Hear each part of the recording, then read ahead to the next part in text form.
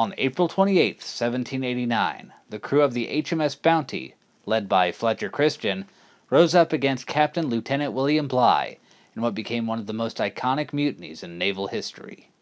The story was adapted into several movies, first in 1916, then 1933, with the cinematic debut of Errol Flynn, then in 1935, 1962, and 1984. The 1935 adaptation, starring Clark Gable and Charles Laughton, rivals in the previous year's Academy Awards for Best Actor, took home the big award in the 8th Annual Oscars. The production was ambitious, the acting iconic, and the box office receipts massive. But how does it hold up today? Let's take a look.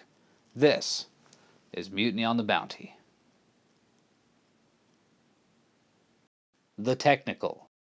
The movie solves a lot of the problems that plagued some previous entries, such as Broadway Melody, All Quiet on the Western Front, and Cimarron, chiefly in that the background noise doesn't overwhelm the actors. Most of the lines are easy to hear and understand. Never empty your buckets into the wind! Find the wind, you idiots! Find the wind and then choose your rail! Get below! But the ambient sound of a ship at sea remains throughout. Even when the scenes shift below deck, there's no forgetting that this is a film that largely takes place at sea, with the motion of the waves remaining subtly but clearly apparent. There are several shots of the ship in stormy conditions that are completely convincing while being absolutely steady. It's an impressive feat to do practically, even now. Some of the shots done in front of a screen, understandably to protect the big names, such as Gable and Laughton, are a bit choppy, but nothing distracting. The cinematography and editing are fantastic, in scenes where a sense of energy and movement are absolutely vital. For instance, as the ship sets off on its voyage, the movie communicates something that a movie from nearly 70 years later didn't. This ship cannot be crewed by 2 men. You'll never make it out of the bay. Here, we see what all goes into getting a ship ready, the multitude of jobs that need to be done in such a short period of time that would make it impossible for 2 men to get a ship of this size up and running. The makeup could use some work, with the underfed and poorly treated crew members looking about the same at the end of their long voyage to Tahiti as they do when they ship off from England.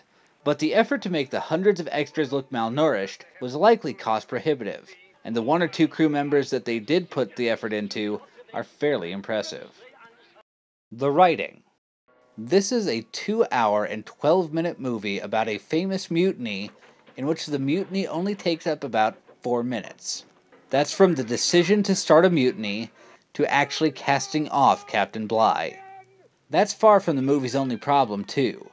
The pacing is way off, with a briskly paced voyage to Tahiti to pick up breadfruit plants, followed by a narrative roadblock as the men take shore leave on the island for nearly half an hour, then the mutiny, then a long stretch following the ousted captain and his loyal crew members, then back to Tahiti, then back to England, then back to the mutineers again.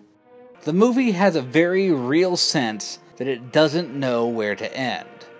This feeling is not helped by the fact that it's based on not 1, but 2 books, of a trilogy, by Charles Nordhoff and James Norman Hall, 1932's Mutiny on the Bounty, and 1933's Men Against the Sea.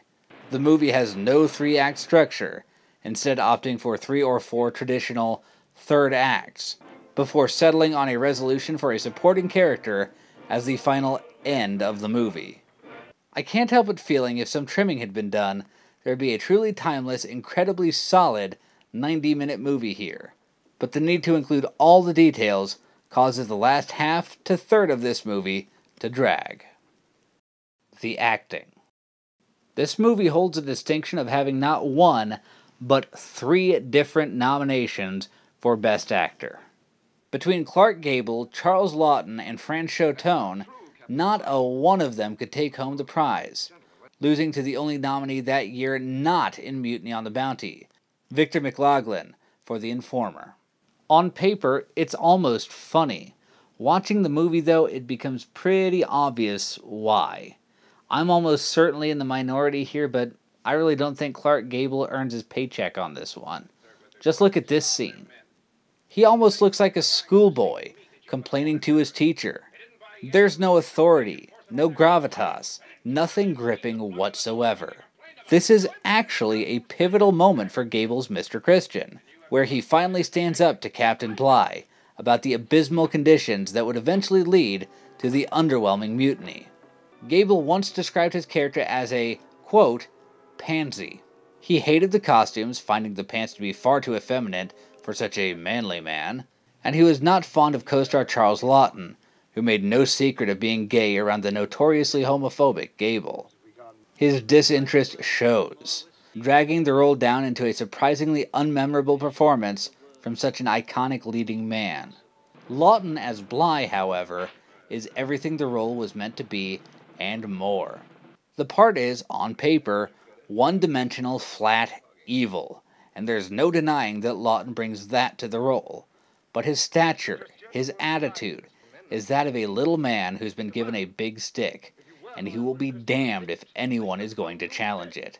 So iconic was the role at the time that Charles Laughton was once quoted as saying, "It's gotten so that every time I walk into a restaurant, I get not only a soup, but an impersonation of Captain Bligh." He shows infinitely more range than his co-star, going from this, to this, to this, and back again by the end of the movie. Whereas Gable goes from wearing a jacket, to topless, to getting a little dirty. Dudley Diggs is fun as the ship's surgeon, Mr. Bacchus, who is known for drinking excessively, even amongst a bunch of sailors, and for always having a new story about how he lost his leg. Everyone else, including Best Actor nominated Franchot Tone, are pretty forgettable, and kind of roll into a general character as the rest of the crew. None of them are bad per se, they just don't stand out. The Mutiny on the Bounty has long since been cemented as an important part of naval history, much as Clark Gable has gone down as an integral part of the history of Hollywood.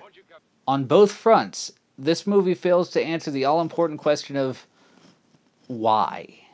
It looks pretty, it has its charm, but both the film and Gable seem to meander, without much of an idea of what's going on. The film would almost be a total write-off, if not for some serious heavy lifting from Charles Laughton, who does his damnedest to drag this 2-hour-long film into something watchable. Nowadays, you'll hear people whine about movies like The King's Speech and Birdman for being Oscar bait, but this one, viewed through those ever-dangerous nostalgia goggles, often gets overlooked. The movie's not offensive like Cimarron or cringe-inducing like Broadway Melody. In fact, it's not bad in any real sense. It's just not very good either.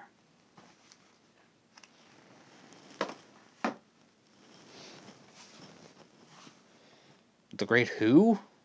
Take this job and shove it. I ain't working here no more.